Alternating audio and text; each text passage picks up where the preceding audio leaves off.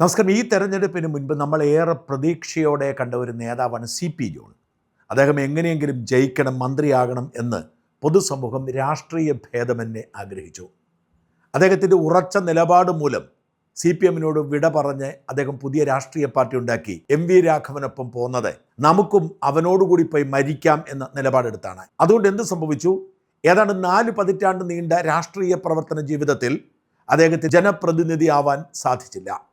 അതുകൊണ്ടാണ് ഇക്കുറി എങ്ങനെയെങ്കിലും അദ്ദേഹം ജയിക്കണമെന്ന് പൊതുസമൂഹം എല്ലാ അർത്ഥത്തിലും ചിന്തിച്ചതും ആഗ്രഹിച്ചതും ജയിച്ചതും. പ്രതീക്ഷിച്ചതുപോലെ മന്ത്രിയായി.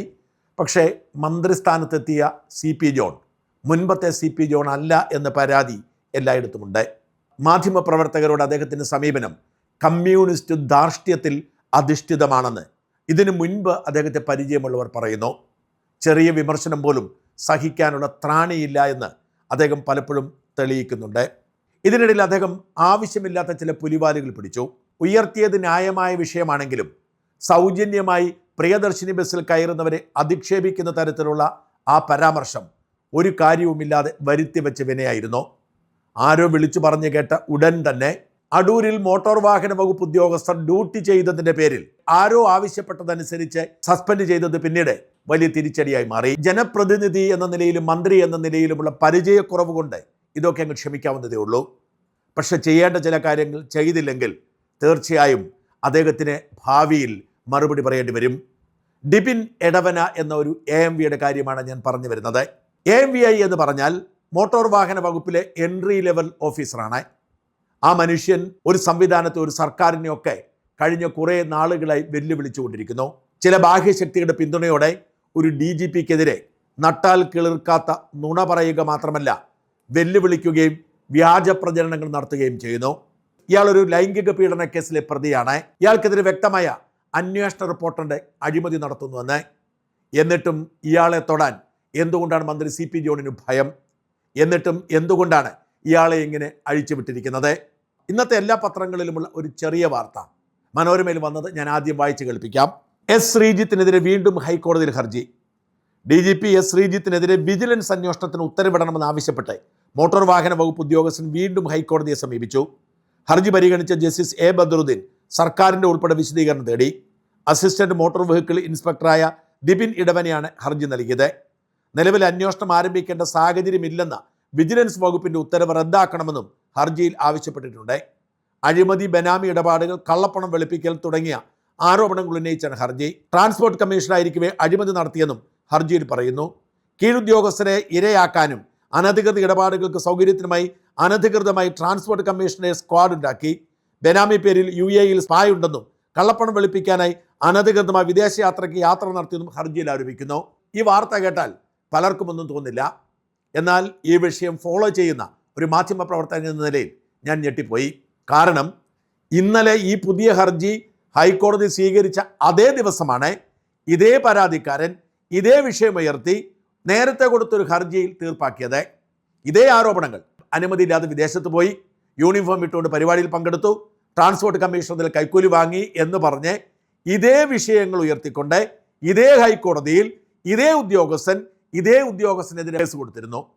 ആ കേസിൽ ഹൈക്കോടതി പലതവണ ഹിയറിംഗ് നടത്തി. കോടതി ആഭ്യന്തര വകുപ്പിനെ ശാസിച്ചു. ആഭ്യന്തര വകുപ്പ് അഡീഷണൽ ചീഫ് സെക്രട്ടറി വിളിച്ചു വരുത്തി. ഇതെല്ലാം കഴിഞ്ഞിട്ട് ഇന്നലെ കേസ് തള്ളി. ഈ ആരോപണം ശരിയല്ലെന്നുള്ള തെളിവുകൾ കോടതിക്ക് ബോധ്യപ്പെട്ടു. ആഭ്യന്തര വകുപ്പ് പ്രിൻസിപ്പൽ സെക്രട്ടറി കൊടുത്ത അന്വേഷണ റിപ്പോർട്ട് സ്ഥിരീകരിച്ചുകൊണ്ട് കേസ് തള്ളിക്കളഞ്ഞു. അങ്ങനെ തള്ളിക്കളഞ്ഞ അതേ ദിവസം തന്നെ മറ്റൊരു ഹർജിയുമായി അതേ പരാതിക്കാരൻ ഹൈക്കോടതിയിൽ പോയിരിക്കുന്നു. ഹൈക്കോടതി അത് ഫയലിൽ സ്വീകരിച്ചിരിക്കുന്നു. ഞാൻ കഴിഞ്ഞ കുറേ ദിവസങ്ങളായി പറയുന്ന ഒരു കാര്യമുണ്ട്. DGP ശ്രീജിത്തിനെ ടാർഗറ്റ് ചെയ്തുകൊണ്ട് ചില ബാഹ്യശക്തികൾ പ്രവർത്തിക്കുന്നു. ആ ബാഹ്യശക്തികൾക്ക് നേതൃത്വം കൊടുക്കുന്നത് പൊതുപ്രവർത്തകനായ KM ഷാജഹാനാണ്. KM ഷാജഹാന് ശ്രീജിത്തിനോടുള്ള വിരോധം തീർക്കാൻ നിരന്തരമായി കള്ളക്കേസുകൾ കൊടുത്തുകൊണ്ടിരിക്കുന്നു. ഷാജഹാൻ പിണറായിക്കെതിരെ യുദ്ധം നടത്തിയതുകൊണ്ട് ഇപ്പോഴത്തെ ആഭ്യന്തരമന്ത്രി രമേശ് ചെന്നിത്തലയ്ക്ക് ഒരു ചെറിയ പേടിയുണ്ട്. ഷാജഹാൻ രമേശ് ചെന്നിത്തലയെ നേരിട്ട് ശ്രീജിത്തിനെ സഹായിച്ചാൽ ഞാൻ വെറുതെ വിടില്ല എന്ന് ഭീഷണിപ്പെടുത്തിയതുകൊണ്ട് രമേശ് ചെന്നിത്തല പേടിച്ചു നിൽക്കുന്നു. ഷാജഹാന്റെ ഗൂഢാലോചനയ്ക്ക് കൂട്ടുനിൽക്കുന്ന കുറേ ആളുകളിൽ ഒരാളാണ് ഡിബിൻ എടവന എന്ന ഈ അസിസ്റ്റന്റ് മോട്ടോർ വെഹിക്കിൾ ഇൻസ്പെക്ടർ. നിരന്തരം കള്ളക്കേസുകൾ കൊണ്ട് കൊടുക്കുക, ആ കേസുകളിൽ അന്വേഷണം നിലനിർത്തുക. അങ്ങനെ ഒരു DGPക്ക് അർഹമായ പ്രൊമോഷനും മറ്റാനുകൂല്യങ്ങളും തടയുക. ഇതാണ് ഇയാൾ എടുത്തിരിക്കുന്ന തന്ത്രം. ഇയാൾ അല്ലെങ്കിൽ മറ്റൊരാൾ തന്ത്രമെടുക്കും. ഞാൻ കഴിഞ്ഞ ദിവസം പറഞ്ഞിട്ട് അതാണ് 16ഓളം കള്ളക്കേസുകളെ ഇങ്ങനെ അതിജീവിച്ചതാണ്. എന്നാൽ ആദ്യമായാണ് ഒരു കേസ് ക്ലിയർ ചെയ്യുമ്പോൾ അതേ ദിവസം തന്നെ അതേ ആരോപണങ്ങളോടെ മറ്റൊരു കേസ് കൊടുക്കുന്നത്. പാലത്തായി കേസിൽ പത്മരാജൻ മാഷ് നിരപരാധിയാണ് എന്ന് വിളിച്ച ഒരാളോട് ശ്രീജിത്ത് പറഞ്ഞത് ചിലരുടെ കുരു പൊട്ടിച്ചിരുന്നു. അതിൻ്റെ കലിപ്പിൽ ചിലർ രംഗത്തിറങ്ങിയിരുന്നു. നിരന്തരം തൻ്റെ വിശ്വാസം അദ്ദേഹം വിളിച്ചു പറയാറുണ്ട്. പ്രത്യേകിച്ച് മൂകാംബിക ദേവിയുടെ ഉപാസകനാണെന്ന് വിളിച്ചു പറയാറുണ്ട്. ഇതൊക്കെ കൊണ്ട് ശ്രീജിത്തിനെ ചിലർ ചവിട്ടി താഴ്ത്തി വെച്ചിരിക്കുന്നു. അതിനുവേണ്ടി പ്രവർത്തിക്കുന്ന ഒരു മാഫിയ സംഘമുണ്ട്. ആ സംഘമാണ് ഇങ്ങനെ കള്ളക്കേസുമായി പിന്നാലെ നടക്കുന്നത്. ഒരു കേസ് ക്ലിയർ ചെയ്താൽ അപ്പോൾ അടുത്ത കേസ്. കാരണം കേസില്ലാത്ത സാഹചര്യം ഉണ്ടായാൽ അപ്പോൾ പ്രസിഡന്റിന്റെ മെഡലോ മറ്റോ കിട്ടുമോ, അല്ലെങ്കിൽ അടുത്ത ക്രമസമാധാന ചുമതല DGP ആയി പ്രൊമോഷൻ കിട്ടുമോ എന്ന ഭയമാണ്. നോക്കുക, ഈ ഡിബിൻ ഇടവന എന്തൊക്കെയാണ് ചെയ്യുന്നത്. ഞാൻ നേരത്തെ പ്രേക്ഷകരുടെ മുമ്പിൽ ഇയാളുടെ ചില വിഷയങ്ങൾ അവതരിപ്പിച്ചിരുന്നു. ഒന്ന്, ഇയാൾ ശ്രീജിത്ത് ഒരു സ്വയംഭോഗ വിദഗ്ധനാണ്, ഇയാളെ ശ്രീജിത്ത് എന്നല്ല സ്ത്രീജിത്ത് എന്നാണ് വിളിക്കേണ്ടതെന്ന് പോസ്റ്റ് ഇട്ടു. പച്ചയ്ക്ക് പോസ്റ്റ് ഇടുകയാണ്. എടാ ശ്രീജിത്തെ, നിന്നെ ഞാൻ പണി തരുവിടാ എന്ന് പറഞ്ഞ് വെല്ലുവിളിക്കുകയാണ്. ഇയാൾ നിരന്തരം ഒരു വ്യാജ കഥ. പാലക്കാടുള്ള ഒരു സാമൂഹ്യ പ്രവർത്തക, ശ്രീഗീത എന്നാണ് അവരുടെ പേര്, അവർക്ക് ഒരു ദുരനുഭവം ജീവിതത്തിൽ ഉണ്ടാവുന്നു. അത് മുൻ ട്രാൻസ്പോർട്ട് കമ്മീഷണറായിരുന്ന മറ്റൊരു പോലീസ് ഓഫീസറാണ്. അവരത് തുറന്നു പറഞ്ഞിട്ടുണ്ട്. ആ കഥയിലെ വില്ലൻ ശ്രീജിത്താണ് എന്ന് പറഞ്ഞ് നിരന്തരം പോസ്റ്റ് ഇട്ടുകൊണ്ടിരിക്കുന്നു. ഞാൻ ഈ ശ്രീഗീതയെ വിളിച്ച് ചോദിച്ച് വെരിഫൈ ചെയ്തതാണ്. അവർ ഈ പറഞ്ഞ ഡിബിൻ ഇടവനയ്ക്കെതിരെ കേസ് കൊടുത്തിട്ടുണ്ട്. ഇതിനിടയിൽ വെല്ലുവിളിക്കുന്നു, എടാ വിളിക്കുന്നു, നിരന്തരം ആക്രമിച്ചുകൊണ്ടിരിക്കുന്നു.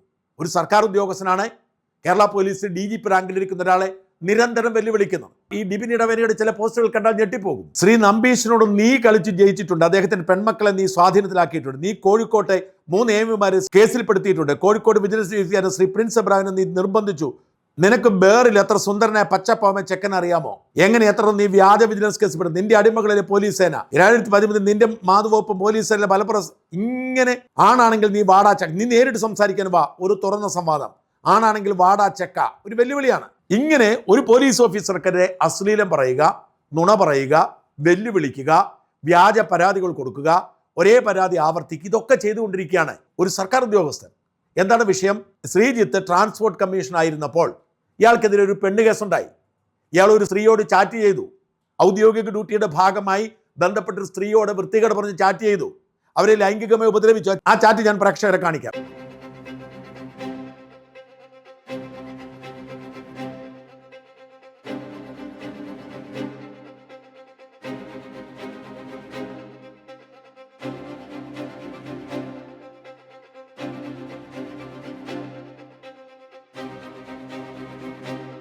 ഇതേ തുടർന്ന് ഇയാൾക്കെതിരെ FIR ഇട്ടു. ആ FIR ആണ് പ്രേക്ഷകരെ കാണിക്കുന്നത്.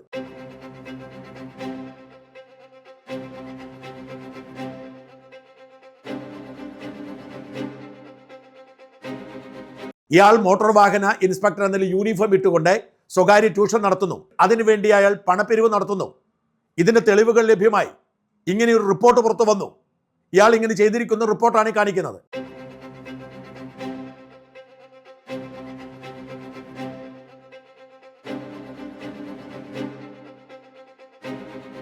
ഇതിന്റെ പേരിൽ അയാൾക്കെതിരെ അച്ചടക്ക നടപടി ഉണ്ടായി. ഈ ഒരു വിരോധം തീർക്കാൻ ഒരു സർക്കാർ ഉദ്യോഗസ്ഥൻ ഇങ്ങനെയൊക്കെ ചെയ്തിട്ട് ഇയാൾക്കെതിരെ നടപടിയെടുക്കാൻ കഴിയുന്നില്ല. എത്രയോ റിപ്പോർട്ടുകൾ ഇയാൾക്കെതിരെ വന്നു. റിപ്പോർട്ടുകളൊക്കെ നിലവിലുണ്ട്.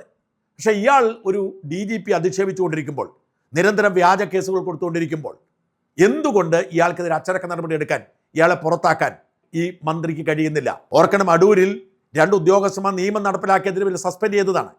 ഇയാളെ ജോലിയിൽ നിന്ന് പിരിച്ചുവിടണം. ഇത്തരം ചെറ്റകൾ ഈ സമൂഹത്തിന് ആപത്താണ്. അവർ DGPയെ വെല്ലുവിളിച്ചുകൊണ്ട് കൂടെയുള്ള ഡിപ്പാർട്ട്മെന്റിലെ മേലുദ്യോഗസ്ഥരെ പോലും ഭയപ്പെടുത്തുന്നു. എന്നോട് മോട്ടോർ വാഹന ഇൻസ്പെക്ടർ പറഞ്ഞത് ഇയാളൊരു വാട്സാപ്പ് ഗ്രൂപ്പിൽ അംഗമാണ്. അവിടെ നിന്ന് ഇറങ്ങിപ്പോകാൻ പോലും സമ്മതിക്കില്ല. കാരണം ഇറങ്ങിപ്പോയാൽ അപ്പോൾ തന്നെ ഫോൺ വിളിച്ചിട്ട് ഭീഷണിപ്പെടുത്തും. ഞാൻ DGPക്ക് പണി കൊടുത്ത ആളാണ്, മര്യാദയ്ക്ക് നിന്നോണമെന്ന് പറയും. അതുകൊണ്ട് മോട്ടോർ വാഹന വകുപ്പിലെ ജീവനക്കാർ പോലും ഇയാളെ പേടിച്ചു കഴിയുന്നു. എന്തൊരവസ്ഥയാണ്! ഒരു സർക്കാർ ഉദ്യോഗസ്ഥൻ, ഒരു കേരള പോലീസിലെ സർവീസിലുള്ള ഒരു ഉയർന്ന ഉദ്യോഗസ്ഥൻ DGPയെ ഇങ്ങനെ ഭീഷണിപ്പെടുത്തുക, കള്ളക്കേസുകൾ കൊടുക്കുക, അതും അയാൾ ചെയ്ത ഡ്യൂട്ടിയുടെ പേരിൽ. എന്നിട്ട് സർക്കാരിന് അനങ്ങാൻ കഴിയുന്നില്ല, മന്ത്രിക്ക് അനങ്ങാൻ കഴിയുന്നില്ല, ഇയാൾക്കെതിരെ അന്വേഷണം പ്രഖ്യാപിച്ച് പിരിച്ചുവിടാൻ പറ്റുന്നില്ല, സസ്പെൻഡ് ചെയ്യാൻ പോലും പറ്റുന്നില്ല. മന്ത്രി CP ജോണിനോട് പറയാനുള്ളത്, നട്ടലുണ്ടെങ്കിൽ ഈ വൃത്തികെട്ടവനെ സസ്പെൻഡ് ചെയ്ത് പുറത്തു നിർത്തി അന്വേഷണം പ്രഖ്യാപിച്ച് പിരിച്ചുവിടണം. ഇയാൾക്കെതിരെ ക്രിമിനൽ കേസെടുത്ത് ജയിലിൽ അടക്കണം. ഇയാൾ സ്ത്രീകളെ അധിക്ഷേപിച്ചുകൊണ്ടിരിക്കുന്നു. ഇയാൾ സ്ത്രീകളെ പീഡിപ്പിച്ചതിന് കേസുണ്ട്. ഇയാൾ അഴിമതി നടത്തിയെന്ന് റിപ്പോർട്ടുണ്ട്. ഇതൊക്കെ ഉണ്ടായിട്ടും ഇയാളെ സംരക്ഷിക്കുന്നത് ആരാണ്? ആർക്ക് വേണ്ടിയാണ് സംരക്ഷിക്കുന്നത്? ഉയർന്നൊരു ഉദ്യോഗസ്ഥർ നീതി നേടിക്കൊടുക്കാൻ പറ്റുന്നില്ലെങ്കിൽ പിന്നെ എങ്ങനെയാണ് നിങ്ങൾ സാധാരണ മനുഷ്യർക്ക് നീതി നേടിക്കൊടുക്കുക?